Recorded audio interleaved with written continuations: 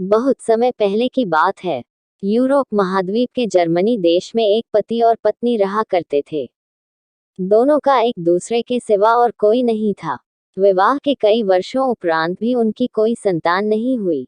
समय इसी प्रकार से गुजर रहा था कि अचानक एक दिन स्त्री को अपनी कोख में संतान की अनुभूति हुई और गर्भावस्था के दौरान उसको कुछ इस प्रकार महसूस हुआ कि उसको रेपंजेल नामक शाक खानी चाहिए। आसपास वह शाक कहीं भी उपलब्ध नहीं थी। पति पत्नी एक जादूगरनी के बगीचे के समीप ही रहते थे। पत्नी के मन की बात जब पति ने सुनी तो पति ने उससे वादा किया कि वह उसके लिए रेपंजेल नाम की वह शाक साथ लेकर आएगा। बगीचे में चोरी से घुसकर उसने वह शाक अपनी पत्नी के लिए तोड़ी और यह क्रम कई दिनों तक चलता रहा। एक दिन बगीचे की मालकिन जादूगरनी ने, जिसका नाम डैम गोथेल था, उसे यह चोरी करते हुए देख लिया और जादूगरनी ने पति को बंधक बना लिया।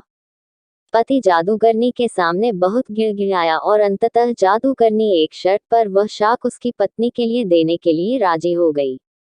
शर्त ये थी कि संतान के जन्म के बाद वह उसे जादूगरनी को सौंप देगा।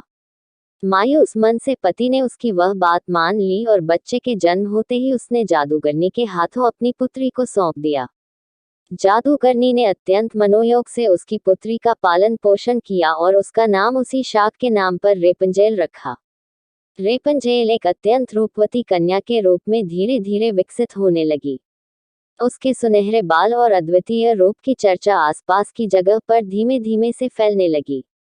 कन्या के 12 वर्ष के होते ही जादूगरनी डैम गोथेल ने उसको एक ऐसी मीनार में कैद कर दिया, जिसमें न तो कोई दरवाजा था और न चढ़ने के लिए ही कोई सीढ़ी। इसमें एक ऊंचे स्थान पर एक कमरा था, जिसमें कि केवल एक खिड़की थी। जादूगरनी अपनी जादुई शक्तियों के माध्यम से छोटी बच्ची तक पहुंचती और हर दिन उससे मिलने के लिए दिन के समय जरूर जाती। इसी प्रकार से दिन बीतने लगे। वह बच्ची बड़ी होकर एक अत्यंत रूपवती स्त्री के रूप में विकसित हुई। उसके लंबे घने सुनहरे बाल इतने लंबे हो गए कि बाद में जादूगरनी उनके सहारे मीनार पर चढ़कर कमरे में आने और जाने लगी। ऐसा करते वक्त वह रेपंजेल को पुकारते हुए कहती, रेपंजेल अपने बाल गिराओ, ताकि मैं तुम्हारे सुनहरे बालों पर चढ़कर ऊपर आ सकूं। समय इसी तरह से गुजरता गया और एक दिन किसी राज्य का राजकुमार घूमते घूमते उसी क्षेत्र में आ गया, जहां पर रेपंजेल उस मीनार में रहती थी। रेपंजेल की आवाज में अद्वितीय मिठास थी। जब वह गाती थी तो जैसे समय ठहर जाता था। एक दिन राजकुमार को टहलते टहलते एक मधुर आवाज सुनाई पड़ी।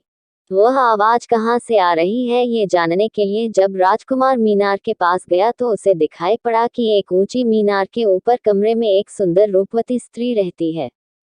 उसकी इस मीठी आवाज को सुनकर राजकुमार उसकी तरफ अत्यंत आकर्षित हुआ और वह अपनी उत्सुकता पर काबू नहीं रख सका।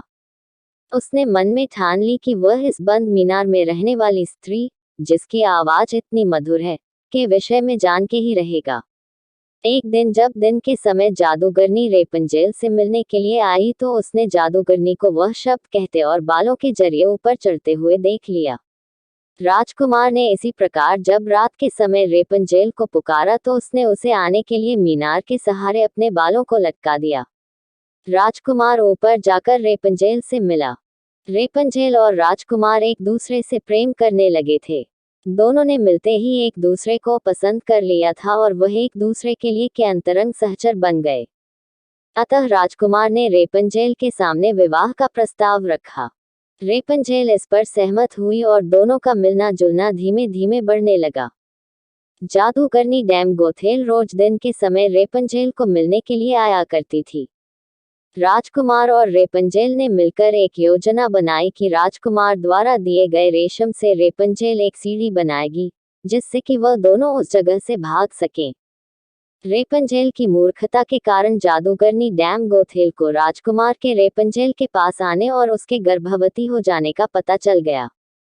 जादूगरनी डैम गोथेल ने रेपंजेल को मीनार से बाहर निकाल दिया और जंगली जानवरों के बीच से जंगल में विचरने को अकेला छोड़ दिया, और वह स्वयं उस मीनार के कमरे में जाकर छुप गई। राजकुमार के चढ़ने के लिए उसने रेपंजेल के बालों को काटकर उन्हें मीनार से बाहर लटका दिया ताकि राजकुमार ऊपर चढ़ सके और उसे कोई शंका ना हो। जब राजकुमार रेपंजेल से मिलने के लिए उस रात आया तो रेपंजेल की जगह जादूगरनी को पाकर वह भयभीत हो गया और मीनार से कूद पड़ा, जिससे कि नीचे पड़े कांटों से उसकी दोनों आंखों की रोशनी चली गई। जब राजकुमार नीचे गिरने लगा उसके हाथ में रेपंजेल के कटे हुए बाल आ गए और रेपंजेल की लंबी बालों की लट राजकुमार के साथ ही नीचे गिर गई। नीचे उतर पाने का कोई अन्य तरीका न होने के कारण जादूगरनी डैम गोथिल उस मीनार में फंस गई और अंततः मृत्यु को प्राप्त हुई। अपनी आंखों और अपनी प्रेमिका को खो देने के बाद राजकुमार निराश होकर अंधा होकर जगह जगह भटकने लगा। कई महीनों तक इस प्रकार भटकने के पश्चात वह उस क्षेत्र में जा पहुंचा जहां पर रेपंजेल बस चुकी थी। उधर रेपंजेल ने जुड़वा बच्चों को जन्म दिया, जिनमें एक बेटी और एक बेटा हुआ। इसी तरह कुछ समय तक एक दूसरे के विछोह में रहने के बाद अंततः दोनों उसी राज्य में एक स्थान पर मिले और उनके मिलन से चमत्कार स्वरूप राजकुमार की दृष्टि वापस आ गई और रेपंजेल के लंबे सुनहरे बाल उसको वापस मिल गए और दोनों हंसी खुशी अपना जीवन साथ में बिताने लगे। शिक्षा: इस कहानी से हमें ये शिक्षा मिलती है कि बुरे का अंत बुरा ही होता है और विश्वास के सहारे एक दिन दुनिया में सब कुछ पाया जा सकता है। जिस तरह जादूगरनी गलत नियत से रेपंजेल को इतने साल कैद में रखती है, एक दिन उसे इसका दंड मिला और वह मारी गई। रेपंजेल ने बचपन से उम्मीद लगाई हुई थी कि उसे एक दिन कोई बचने आएगा, उसकी खुशहाली भरी जिंदगी होगी। एक दिन उसके इस विश्वास को भगवान ने पूरा कर दिया।